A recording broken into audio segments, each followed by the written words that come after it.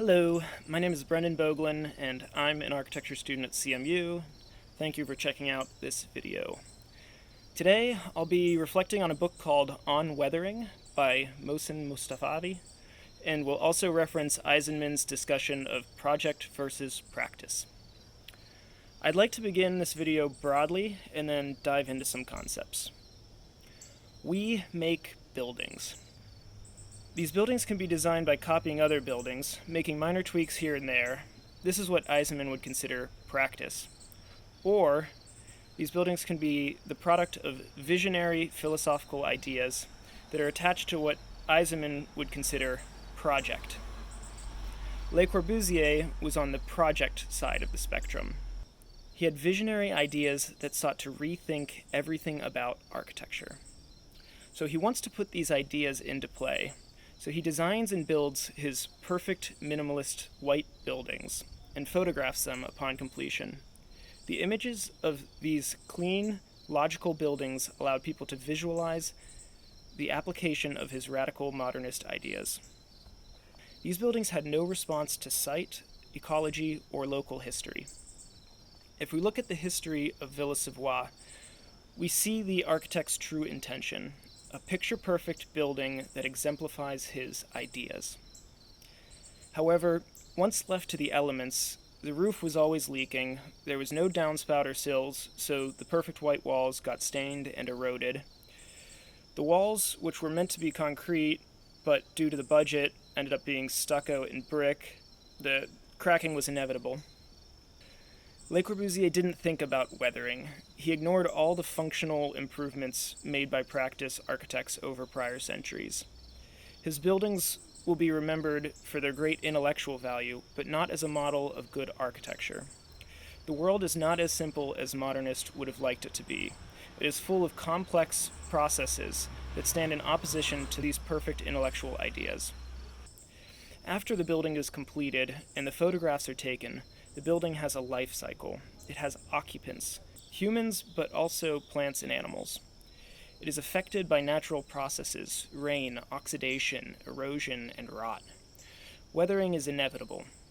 So as architects, we must decide, do we want to fight fate? I would say we should choose our battles wisely. We should engage in conversation with weathering, negotiating with it. So is weathering all bad? Corbusier might have thought so when he watched it decay his Villa Savoye, but others have chosen to celebrate weathering. In the 17th and 18th centuries, picturesque painters romanticized the aesthetic quality of ruins within landscapes. This inspired English landscape designers to create picturesque gardens. These natural-looking landscapes were an idealized version of nature, complete with fake rivers and fake ruins. However, they were merely aesthetic decisions. Like Villa Savoye, they were motivated by an image, though at this point in time, the images were paintings. So let's try to dive deeper than aesthetics. What other reasons are there to celebrate weathering? Weathering has the power of removing a viewer from the present. If you visited Villa Savoye on the day it was completed, you were in the present. However, if you visited Notre Dame instead, your experience would be largely influenced by thoughts of the past. You might wonder how it was built, or why it was built. You might see the craftsmanship that goes into the details and think about how you could never do something like that. Maybe you'll think about the lives of people that inhabited the space that you are in, or even how this building differs from the old buildings of your own country. Now, Notre Dame is a building that most of us haven't regularly visited throughout our lives. Most of us do not have a deep connection to it personally. So let's think of our childhood homes. When I visit my childhood home, I'm comfortable.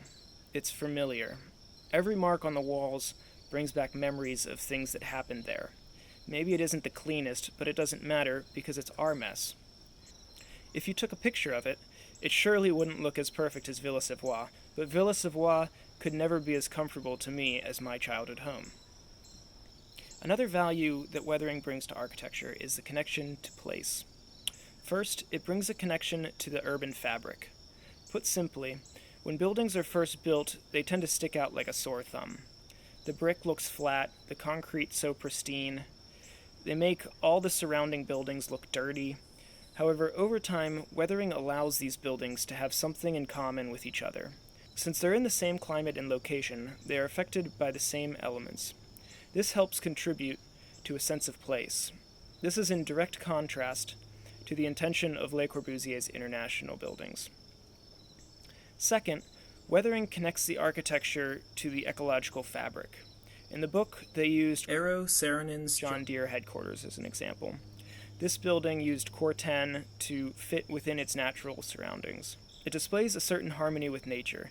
It's engaged with its natural processes. My last topic that is worth discussing in reference to weathering is maintenance. Clean versus dirty. The book had a line that I really liked. The mouth kisses, the mouth spits. No one mistakes the saliva of the first for the second. This goes back to choosing our battles. What should be maintained and what should be left to weather? Le Corbusier's Villa Savoie required large amounts of maintenance. Keeping it looking like the architect's intention has been an extremely difficult task. Saying that this is impolite for an architect to do would be a gross understatement. I would say it's a jerk move for an architect to put that on a client. So is all maintenance bad maintenance? Some would say maintenance builds character, whether it's mowing the lawn, sweeping the floor, or cleaning out the gutters. Some of these tasks can be therapeutic. Personally, I enjoy shining my shoes. It's easy, and it gives me a feeling of engagement with the natural processes that happen to leather. So in closing, project architects often overlook the variables of the real world. Modernist buildings did not fare well in the elements, so we should choose to engage with the ecological processes. We should celebrate the aesthetic qualities of aging buildings. We should use buildings to connect us to history. We should use weathering to connect with the local urban and ecological fabrics. Lastly, let's try to figure out how much maintenance is the right amount of maintenance. Thanks for watching.